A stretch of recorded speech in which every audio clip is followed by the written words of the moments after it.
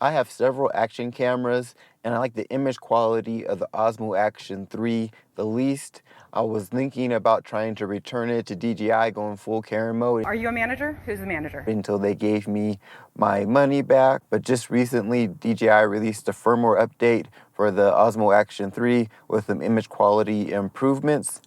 I made a video going over those firmware updates. I'll leave a link in the description. My Osmo Action 3 has the current firmware, and I'm going to compare it with the Insta360 X3. I'm going to compare the image quality, keeping them both at 4K 30 frames per second. Also going to test out the internal mics. It is crazy windy today. If the quality sounds good in these conditions for either one of these mics, it would be amazing. For this comparison, I'm leaving all the settings on automatic because I believe most people want to press record and go. It may be possible to get better image quality if you manually adjust the settings. I plan on doing a best settings video in the future. On this channel, I'm going to bring you the latest action camera news, reviews, and how-tos, so make sure to like and subscribe so you don't miss a thing. Now, don't get me wrong, there are a lot of things I like about the Osmo Action 3. That wind is ridiculous, so I didn't want to put you guys through any more of that audio. Well, at least you got some idea of what it is like with some wind when you're outdoors. Now I'm indoors, still using the internal mic on the Action 3, so you can get a little bit of an idea what it sounds like without all that wind noise. I'm going to switch over to the X3 so you can hear how that sounds, and then we'll get back to my typical studio setup. Okay, now I'm using the X3, and I can already tell by looking at the screen that the field of view is quite a bit bigger with the X3. Let me know in the comments which image and sound quality do you like the best, the Osmo Action 3 or the Insta360 X3? There's a lot of things I like about the Osmo Action 3. I love the front touchscreen, the ease of use, but ultimately for me it all comes down to image quality. Personally, I like the image quality of the Hero 11 Black over the Osmo Action 3, but that was before the firmware update.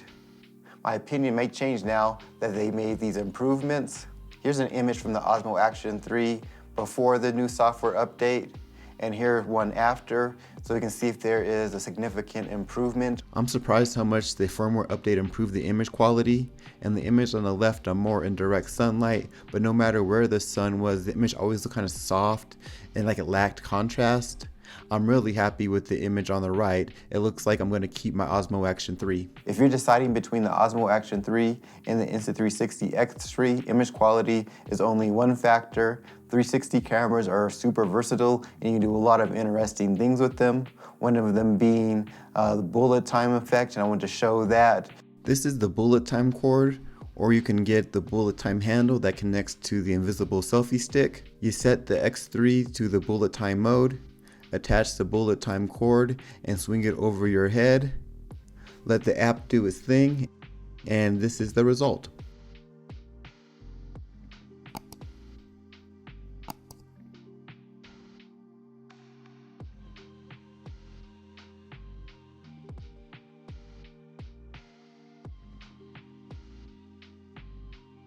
One concern I always have when I'm using the X3, like a traditional action camera, are the lenses. They stick out, making them easier to damage. You can get lens protectors, but they can kind of affect the image quality.